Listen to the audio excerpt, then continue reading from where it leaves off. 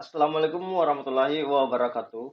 Jadi, pada presentasi ini untuk pemenuhan tugas UAS untuk mata kuliah Data Science dengan judul implementasi analisis regresi pada suatu perusahaan atau instansi.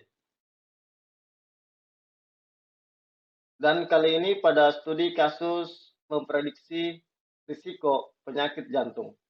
Perkenalkan, nama saya Musakir dengan NIM 2104010100102. Sekilas tentang analisis regresi.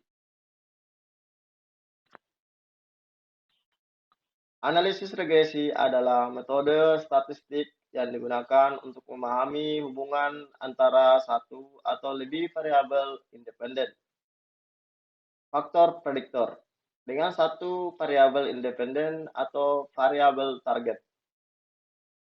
Tujuan utamanya adalah untuk memodelkan hubungan antara variabel independen dan variabel dependen, sehingga dapat digunakan untuk memprediksi atau menguji dampak perubahan pada variabel independen terhadap variabel dependen. Secara umum, analisis regresi dapat dibedakan menjadi dua jenis utama, yaitu regresi linear dan regresi non-linear. Regresi linear digunakan ketika hubungan antara variabel independen dan variabel dependen adalah linear atau dapat diaproksimasi dengan garis lurus. Model regresi linear mencari garis terbaik yang meminimalkan selisih antara nilai prediksi dan nilai sebenarnya dari variabel dependen. Sementara regresi nonlinear digunakan ketika hubungan antara variabel independen dan variabel dependen tidak dapat diaproksimasi dengan garis lurus. Model regresi nonlinear mencari fungsi matematika yang dapat menggambarkan hubungan yang kompleks antara variabel independen dan variabel dependen. Lalu bagaimana penerapan analisis regresi di bidang medis? Langkah-langkah analisis regresi yaitu adalah proposition, analisis, pemilihan variabel, pemodelan, dan evaluasi model. Lalu apa itu pre-processing data? Jadi yang pertama kita melakukan pembersihan data untuk mengatasi nilai-nilai yang hilang dan outlier dalam dataset. Lalu mengubah variabel kategorikal seperti jenis kelamin, misalnya pria sama dengan 0, wanita sama dengan 1, menjadi bentuk angka yang dapat diproses oleh analisis regresi. Yang kedua, dilakukan analisis korelasi. Lakukan analisis korelasi untuk mengevaluasi hubungan antara variabel-variabel yang ada dalam dataset. Lalu mengetahui apakah variabel seperti usia, tekanan darah, dan kadar kolesterol memiliki hubungan yang signifikan dengan keberadaan penyakit jantung. Lalu pada pemilihan variabel independen, berdasarkan hasil analisis korelasi, memilih variabel independen yang memiliki korelasi signifikan dengan risiko penyakit jantung atau variabel dependen. Misalnya, usia, tekanan darah, dan kadar kolesterol mungkin menjadi variabel independen yang dipilih. Lalu keempat adalah pemodelan regresi. Membangun model regresi logistik karena variabel dependen atau risiko penyakit jantung adalah variabel biner. 1 untuk memiliki penyakit jantung dan 0 untuk tidak. Lalu menggunakan teknik regresi logistik untuk memprediksi risiko penyakit jantung berdasarkan variabel independen yang dipilih. Lalu terakhir adalah evaluasi model. Menggunakan metrik evaluasi seperti akurasi, sensitivitas, dan spesifisitas untuk mengevaluasi kualitas model. Lalu memeriksa bagaimana model dapat mengklasifikasikan pasien dengan penyakit jantung dengan benar dan mengidentifikasi faktor-faktor risiko yang paling berpengaruh. Lalu preposition data.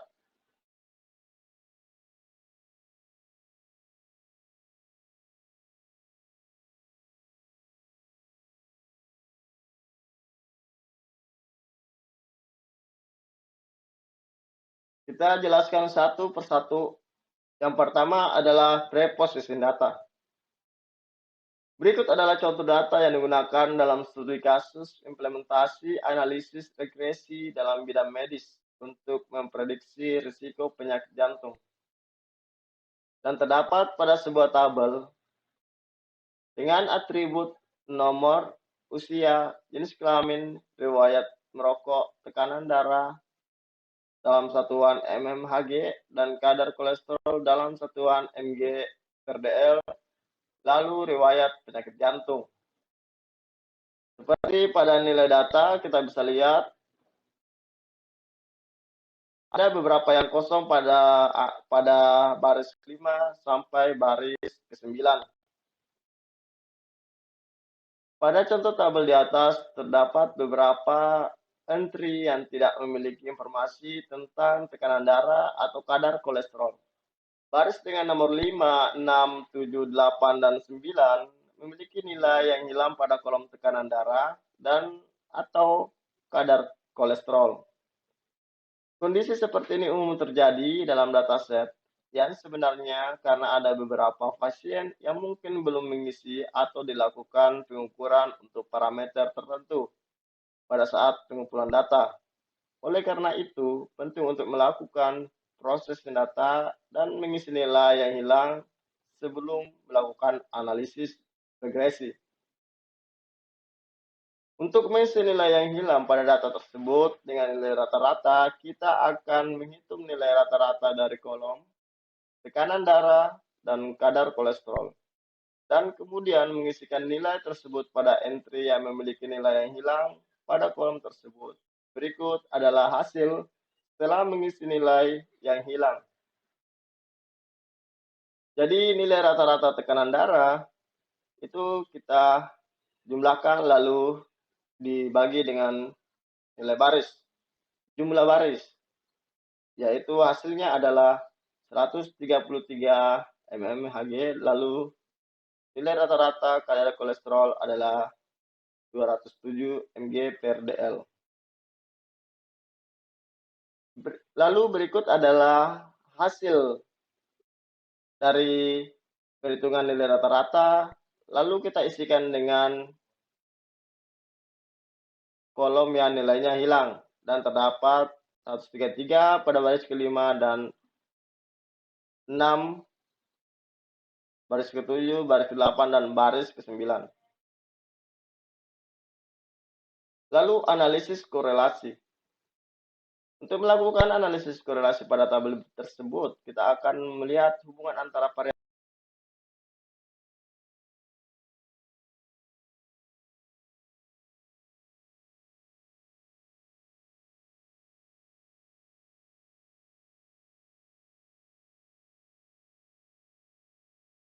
Untuk melakukan analisis korelasi pada tabel tersebut, kita akan melihat hubungan antara variabel usia, tekanan darah dalam satuan mmHg, dan kadar kolesterol dalam satuan mg/dl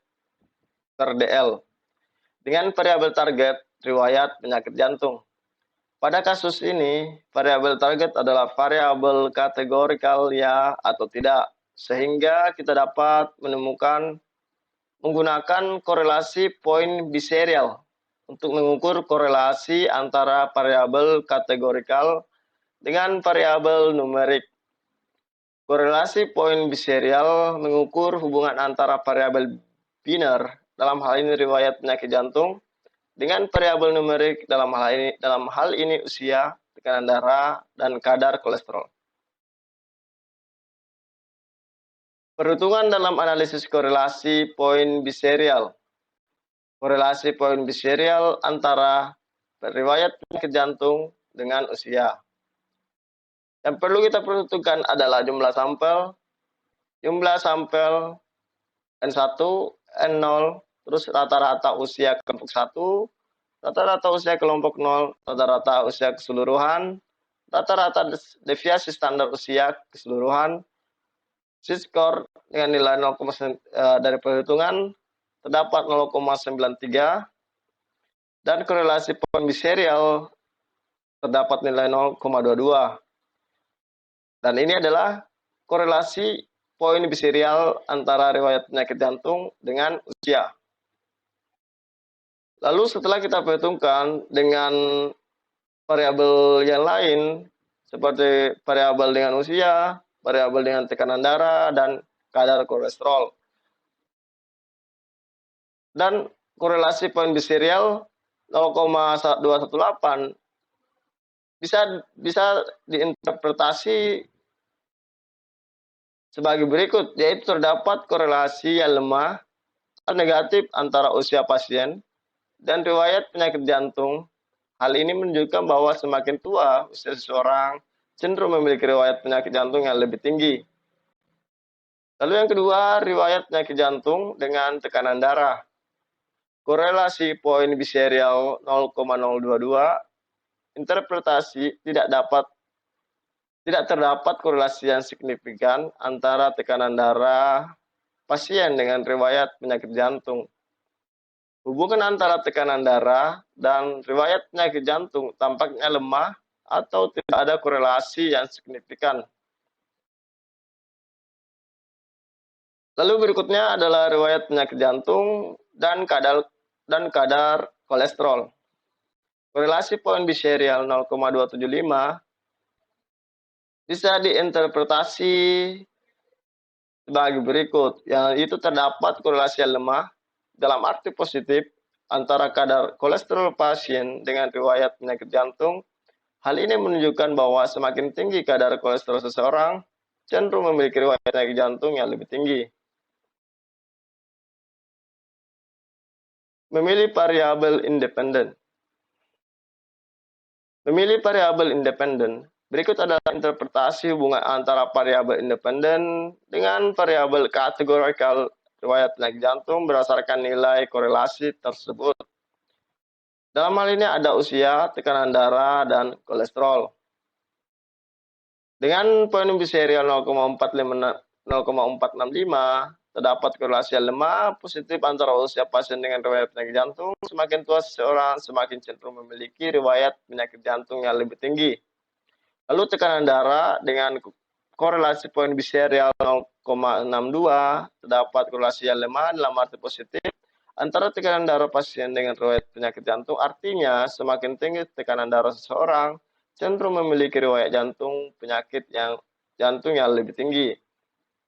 Kadar kolesterol poin biserial 0,72, terdapat korelasi yang lemah positif antara kadar kolesterol pasien dengan riwayat penyakit jantung.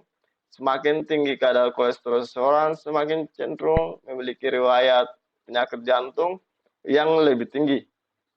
Berdasarkan analisis korelasi poin biserial, usia, tekanan darah, dan kadar kolesterol mungkin menjadi faktor risiko yang berhubungan dengan keberadaan penyakit jantung pada pasien dalam studi kasus ini. Namun perlu dicatat bahwa korelasi hanya mengukur hubungan linear antara variabel dan analisis ini menunjukkan hubungan sebab akibat atau kausalitas.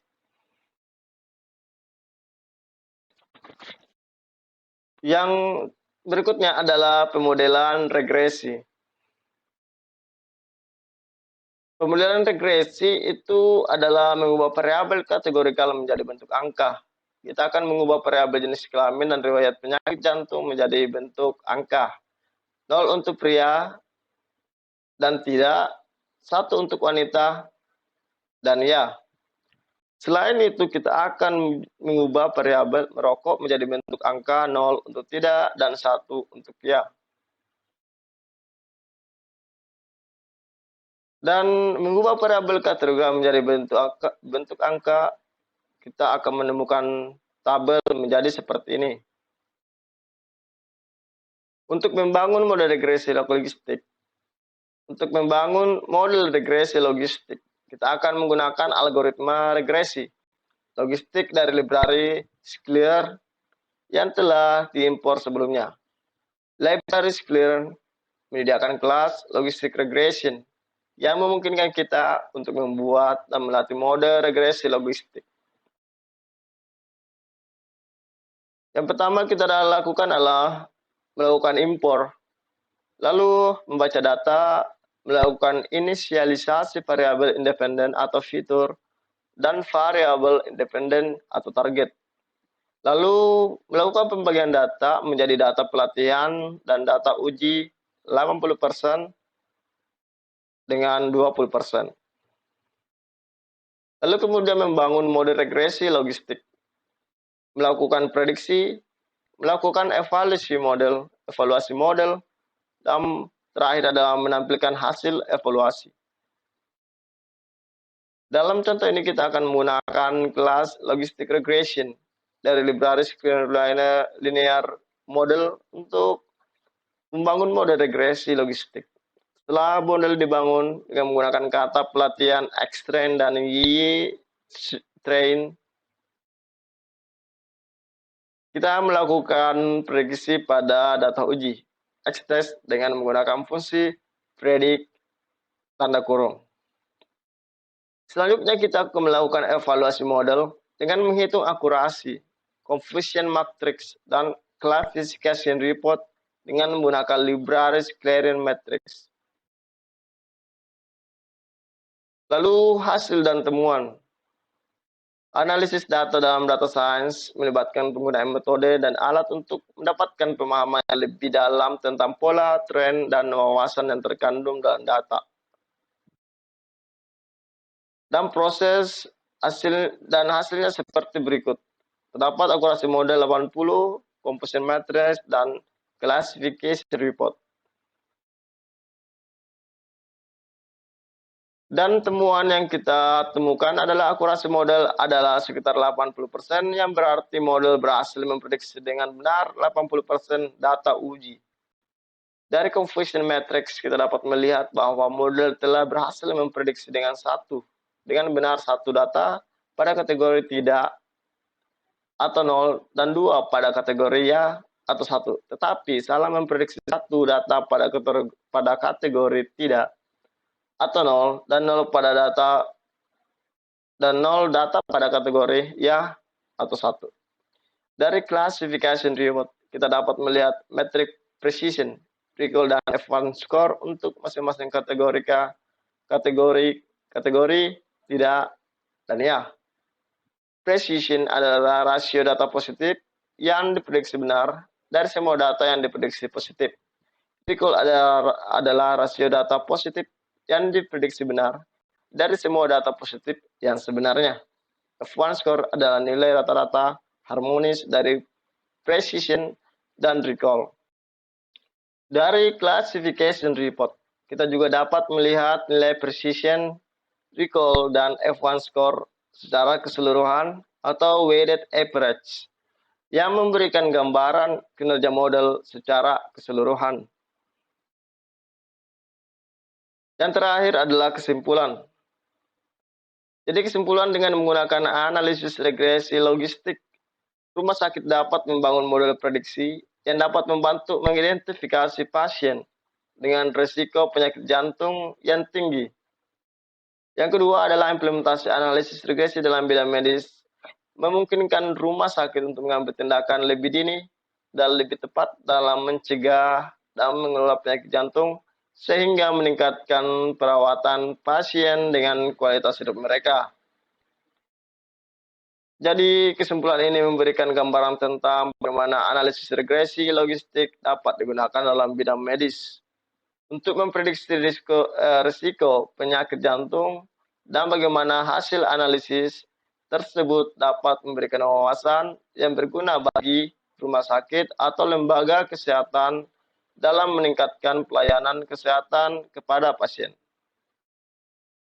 Jadi terima kasih, itu dia presentasi tentang implementasi analisis regresi pada bidang medis. Jadi sampai di sini saya tutup dengan minta maaf atas kekurangan dan terima kasih. Assalamualaikum warahmatullahi wabarakatuh dan selamat malam.